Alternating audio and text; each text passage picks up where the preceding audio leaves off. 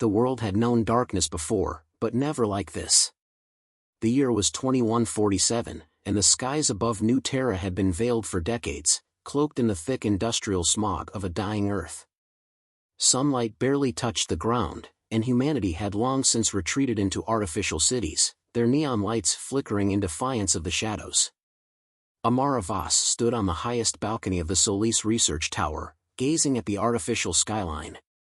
She had spent her entire life chasing a dream, bringing back the light. Not just artificial brilliance, but real, untamed sunlight. It was an impossible mission, people had told her. A foolish one. But deep within her heart, she knew it was necessary. For years, scientists had struggled to clean the skies, but no method had worked, until now. Amara had developed something extraordinary, the Lunar, a beacon designed to pierce through the haze, absorb residual solar energy, and amplify it. If it worked, it would be the first step in reclaiming the sky. Tonight was the test. As the countdown began, the city held its breath. The beacon stood at the heart of the tower, its crystalline core humming with power. If it failed, it would be just another forgotten attempt. But if it succeeded... 5, 4, 3, 2. The Lunar ignited. A pulse of golden light shot into the sky, spiraling upward like a burning comet. For a moment, there was silence. Then, the sky trembled. The thick, unyielding smog swirled violently as if resisting the change, before slowly parting. Gasps filled the streets below as something unseen for decades emerged. The sun. It was faint, a hazy sphere barely pushing through the veil, but it was there. Warmth trickled onto Amara's face, and tears welled in her eyes.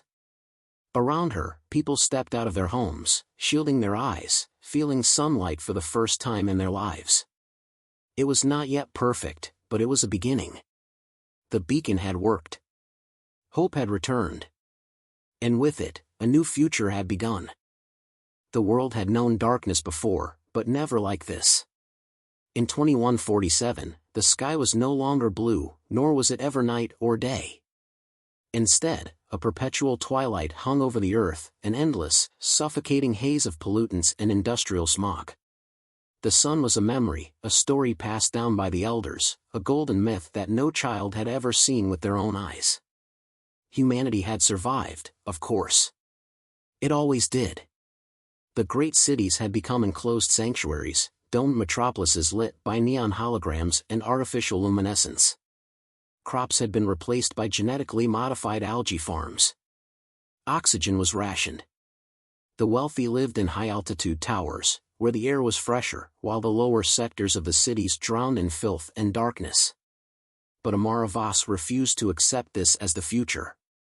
She stood in the Solis Research Tower, the tallest structure in New Terra, her fingers clenched into fists as she stared at the sky through reinforced glass.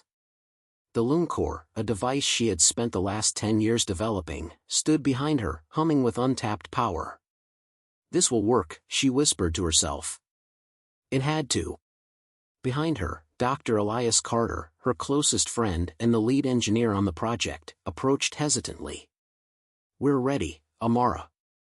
She turned to face the room, dozens of scientists, engineers, and technicians, all exhausted but determined. They knew what was at stake. This wasn't just about an experiment. It was about hope. Hope for a world that hadn't seen the sun in nearly a century.